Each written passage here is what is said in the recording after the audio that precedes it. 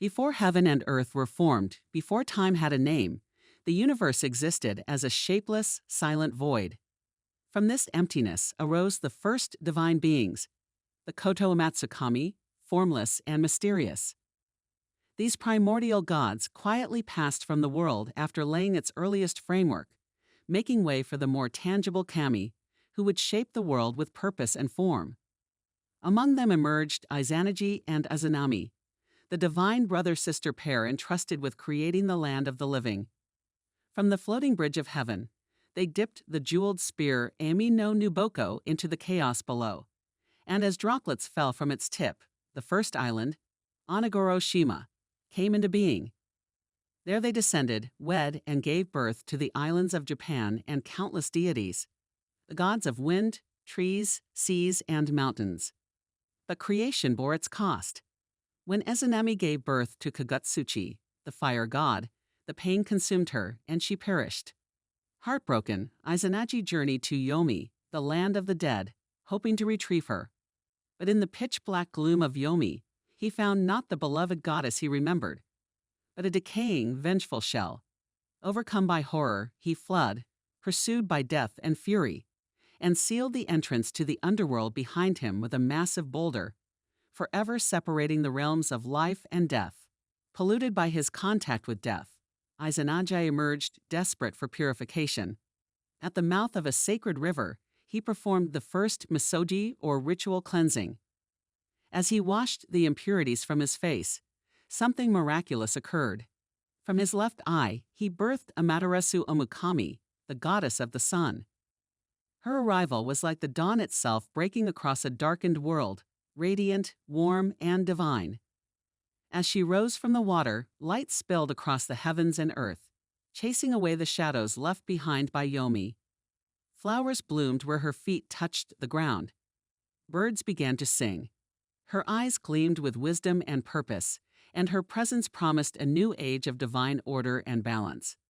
From Izanagi's right eye came Tsukuyomi-no-Mikoto, the calm and noble god of the moon, and from his nose, the wild and tempestuous Susanoo-no-Mikoto, the god of storms and seas.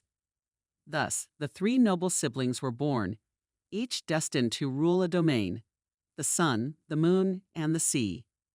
Seeing Amaterasu's brilliance and compassion, Izanagi declared her the rightful ruler of Takamagahara, the high celestial plane, home of the gods. She was given the responsibility of overseeing both heaven and earth, bringing light to the world and guiding humanity with justice and harmony. She rode across the sky in a shining chariot, her robes of gold trailing behind her like flowing sunrays. The gods bowed in reverence, and mortals prayed in awe, for it was clear that Amaterasu was the heart of all creation. But where there is light, there must also be shadow. From the beginning, Susanoo, her younger brother, struggled with his place in the world. Though gifted with great strength, he was ruled by emotion, weeping for his lost mother, thrashing against his fate, and consumed by envy of his sister's revered position. While Amaterasu embodied grace and leadership, Susanoo embodied chaos, the primal force of nature unrestrained. When ordered to govern the seas, he refused, declaring he wished instead to join their mother in the land of the dead. His words unsettled the heavens, and his actions would soon set the stage for a divine conflict unlike any before. As Amaterasu shone peacefully from the heavens, her light bathing the earth, she sensed a storm building, not in the skies below, but within the heart of her own brother. And so the seeds of discord were sown. The celestial balance was shifting, and Takamagahara would never be the same. The heavens trembled. Though peace reigned in Takamagahara, a dark undercurrent stirred below its serene surface. Susanoo-no-Mikoto, god of storms and seas, wandered aimlessly in his sorrow and fury. Still mourning the loss of Izanami, their mother, Susanoo had no desire to rule the oceans as his father had commanded. Instead, he raged against his destiny like a tempest trapped in flesh. Ordered by Izanagi to leave the celestial plane due to his defiance, Susanoo chose first to bid farewell to his sister Amaterasu, whose radiance ruled the skies. But even his approach sent shudders through heaven. The ground cracked, clouds churned, rivers ran backward. The gods of Takamata-hara, sensing his volatile spirit, panicked, believing war had come to the realm of light. Amaterasu, ever dignified, met her brother with caution but not hostility. She demanded proof of his intentions, and Susanoo, proud and impulsive, proposed a divine contest of creation to demonstrate their purity. He broke her jewel-studded necklace, scattering the beads into the air, from which he created 5 male gods. In return, Amaterasu took Susanoo's sword and crushed it between her teeth, giving rise to 3 radiant goddesses. Though the contest was meant to prove goodwill, its aftermath only widened the rift. Susanoo, emboldened by his perceived victory and still burning with envy, descended into madness. His pranks turned to sacrilege, and then to outright desecration. He trampled the rice fields of heaven. He defiled sacred halls with filth. And in his final, unforgivable act, he flayed a celestial horse, a divine beast, and hurled its bloody body into Amaterasu's sacred weaving hall, crashing through the roof where her maidens worked. The impact killed one instantly, the others scattered in terror. Amaterasu, heartbroken and humiliated, felt her spirit fracture. Her tears quenched the light of the sun. She retreated into the cavern known as the Ame-no-Uzume-no-Mikoto, the heavenly rock cave, and sealed herself within it. And with that act, the world plunged into darkness. Without Amaterasu's light, chaos ruled. Crops failed, rivers dried, and demons rose from the shadows, emboldened by the sun's absence. The gods of Takamata-hara gathered in despair, knowing that without the sun, the balance of all realms, heaven, earth, and even Yome, would collapse. Yet despite the turmoil he caused, Susanoo wept. His rebellion had not brought satisfaction. It had destroyed what little connection he had left with his family, especially the sister who once welcomed him with open arms. Still, his remorse would not erase his crimes, and Amaterasu's absence left all creation on the edge of ruin. Thus, the gods convened at the mouth of the cave. Desperate to bring the sun goddess back, they devised a plan, not of force, but of celebration, mischief, and cleverness.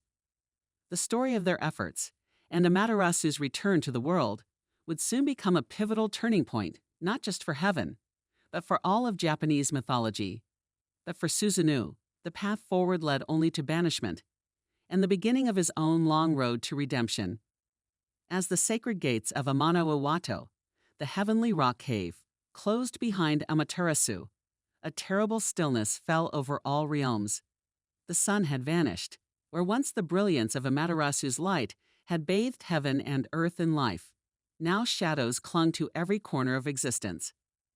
Takamata-hara fell into gloom, and on the mortal plane, crops withered, seas grew wild, and beasts crept from the forests, emboldened by the eternal dusk.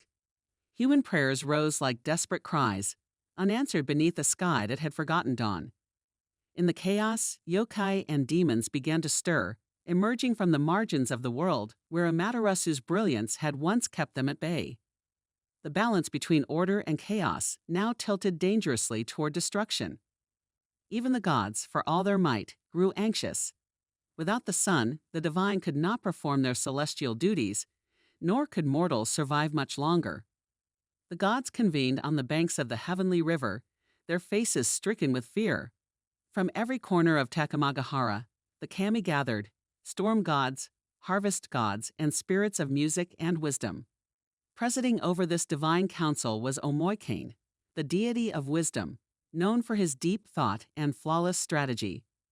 Susanoo was cast out, his deeds deemed too terrible to ignore. Though regretful, his banishment was swift. He descended to the mortal world in disgrace, his heart still burdened by rage, guilt, and the knowledge that he had extinguished his sister's light. But redemption would come in another tale, another time. Now, the task fell to the remaining gods to undo what had been done. Omoikane devised a plan both brilliant and strange.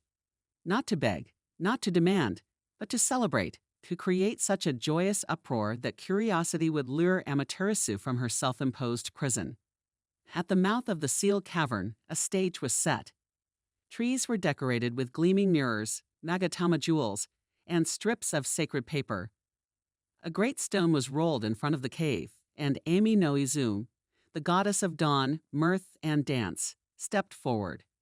She was their hope, bold, irreverent, and radiant in her own chaotic beauty. What followed next would become the most unexpected miracle in heaven. A dance, a laugh, a gleam of light, and the first step in restoring the world from darkness to dawn. The balance of the cosmos trembled the day Amaterasu Omukami, the radiant sun goddess and central deity of the Shinto pantheon, vanished from the heavens. Shamed, furious, and heartbroken by the chaos wrought by her brother Susanoo, whose rampage destroyed sacred rice fields, defiled her palace, and ultimately caused the death of her handmaiden, Amaterasu sealed herself behind the massive stone door of Ame-no-Uzume-no-Mikoto, the heavenly rock cave. Her retreat cast all the realms into a deep and unnatural darkness. Without the light of the sun, both heaven and earth suffered. Crops withered. Cold gripped the land. Shadows lengthened and grew bold. Demons and evil spirits, once repelled by her brilliance, slithered from crevices and crept into the mortal world. The natural order teetered, and the gods of Takamata-hara, heaven, stood paralyzed by her absence. In desperation, the celestial gods convened along the banks of the Amano River, seeking the guidance of Omwakane, deity of wisdom. A plan was formed, not to confront Amaterasu with force, but to draw her out through cunning and joy.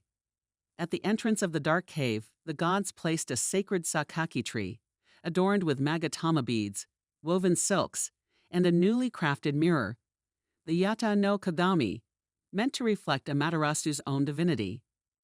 Before it, a stage was set, and the goddess of mirth and dawn, Ame-no-Uzume, stepped forward. In the void of sunlight, she performed a wild, provocative dance, laughing, stomping, fleeing off her garments in exaggerated abandon. The surrounding gods burst into boisterous laughter, pretending to celebrate. Inside the cave, Amaterasu's curiosity stirred. Why were they rejoicing? What light could they possibly celebrate without her? Peering cautiously from behind the great boulder, Amaterasu glimpsed the mirror, and for the first time saw her own radiant reflection. Caught in a mix of awe and bewilderment, she emerged slightly into the open. At that moment, Tajikarao, the god of strength, seized the opportunity. With thunderous force, he wrenched the cave door aside, dragging it open and allowing the full light of Amaterasu to spill back into the cosmos. The gods sealed the cave behind her to prevent her return. The world rejoiced. The sun once again warmed the land, the crops revived, and the demons shrank back into the shadows. Celestial balance was restored. Yet Amaterasu, still divine and resolute, demanded justice. For his reckless actions, Susanoo was banished from the heavens and stripped of his divine honors. His fall would later give rise to his own redemptive legends, but for now, Amaterasu's light reigned supreme. In the wake of her return, the sun goddess looked down upon the world of mortals, Ashihara no Nakatsukuni, the central land of reeds, and saw a land in need of guidance, a realm that would flourish under divine order. She resolved to send her descendants to Earth to rule and protect it. To ensure their legacy and authority, she entrusted them with the three sacred treasures: the Yata no Kagami mirror, a symbol of wisdom and self-awareness; the Yasakani no Magatama, curved jewel, a symbol of benevolence and purity; the Kusanagi no Tsurugi, sacred sword, a symbol of valor and rightful power together. These would become the imperial regalia of Japan. She chose her grandson, Ninigi-no-Mikoto, to descend from the heavens and bring divine order to the mortal world. With a host of heavenly attendants, Ninigi carried the treasures down to Mount Takachiho, where he began the divine rule that would lead to the eventual founding of the Japanese imperial line. Through Amaterasu's grace, the emperors of Japan were said to be her living descendants, children of the sun, and their right to rule flowed from this divine origin. From a time of chaos and retreat, Amaterasu not only reclaimed the heavens, but also laid the foundation for a divine earthly kingdom.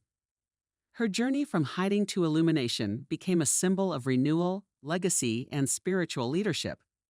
echoing across centuries of Japanese belief, culture, and myth. As Amaterasu's radiant light spills across the heavens, filling the cosmos with warmth once again, a sense of relief spreads among the gods. The darkness that had held the world captive for so long lifts, and the divine order begins to reassert itself. Yet, despite the return of her brilliance, Amaterasu remains distant, her heart still heavy with the memories of Susanoo's chaos.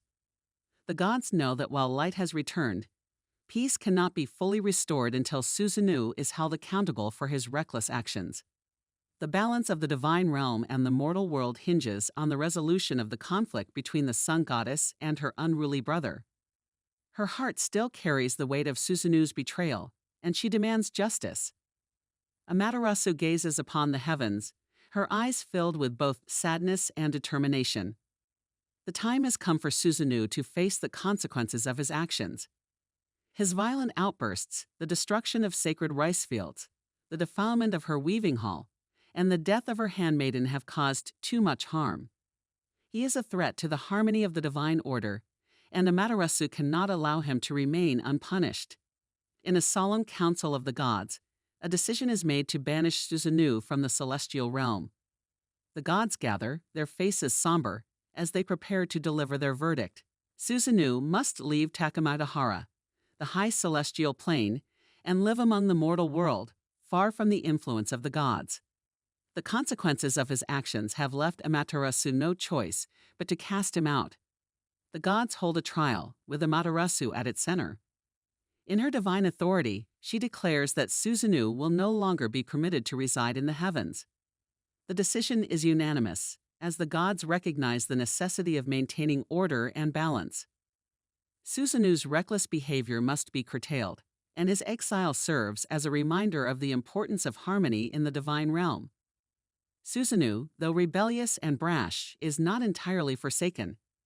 As he is led away from the heavens, Amaterasu's heart softens just enough to ensure that he will not face complete ruin.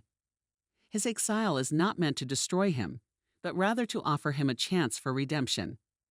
In the mortal world, he must confront the consequences of his actions and seek to restore the balance he once disrupted. As Susanoo descends to the earth, his journey becomes one of self-discovery. He wanders through the mortal realm, and though his anger and frustration linger, he begins to see the repercussions of his violence. In time, Susanoo will learn to temper his fury, and through various trials, he will find a path to atone for his past transgressions. But for now, he is cast out of the divine realm, left to reflect on the damage he has caused and the path he must now walk.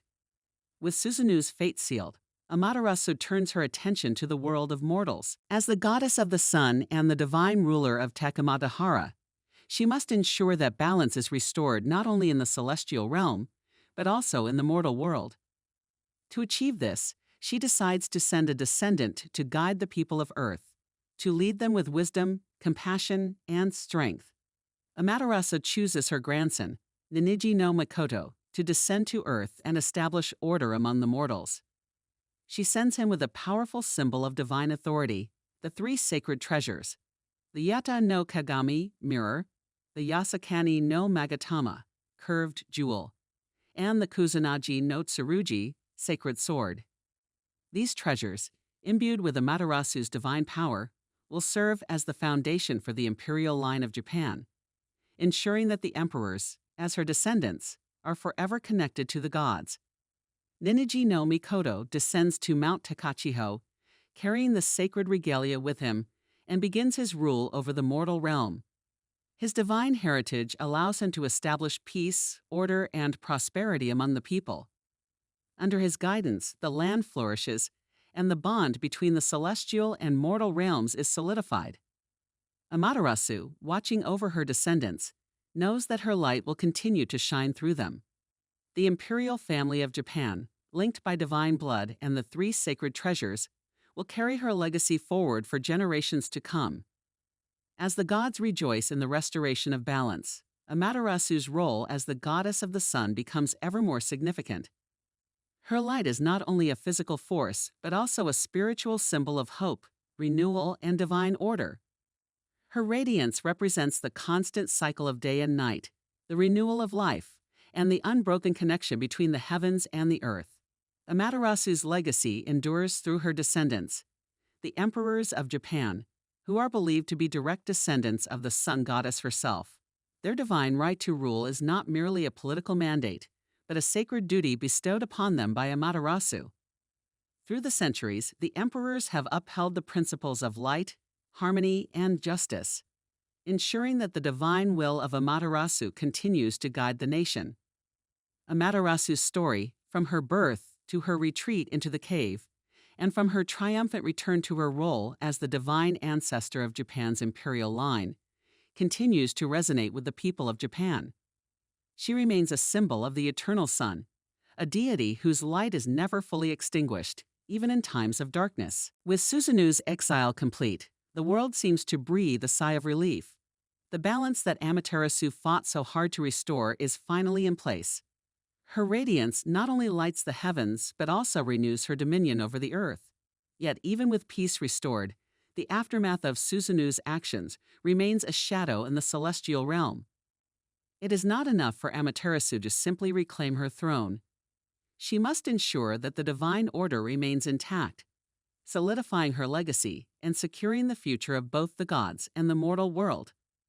Amaterasu's gaze shifts toward the heavens, and beyond them to the world of mortals. It is clear to her that the task of guiding and protecting the earth cannot rest solely on her shoulders. To ensure the continuation of divine authority and order, she must send a mortal ruler who will carry the divine will to the land below. She must choose a successor, a leader who will rule with wisdom, courage, and the divine right of the sun. Her heart swells with pride as she looks upon her grandson, Ninigi-no-Mikoto. The time has come to bestow upon him the mantle of leadership, to entrust him with the sacred treasures that will symbolize his divine right to rule. These treasures, the Yata no Kagami, the Yasakani no Magatama, and the Kusanagi no Tsurugi, are more than mere artifacts. They are the physical manifestations of Amaterasu's power and wisdom, and they carry the weight of the gods themselves. Through these relics, the emperors of Japan will forever be linked to their divine ancestor, the sun goddess herself. Ninigi-no-Mikoto descends from the heavens, carrying the three sacred treasures with reverence and purpose.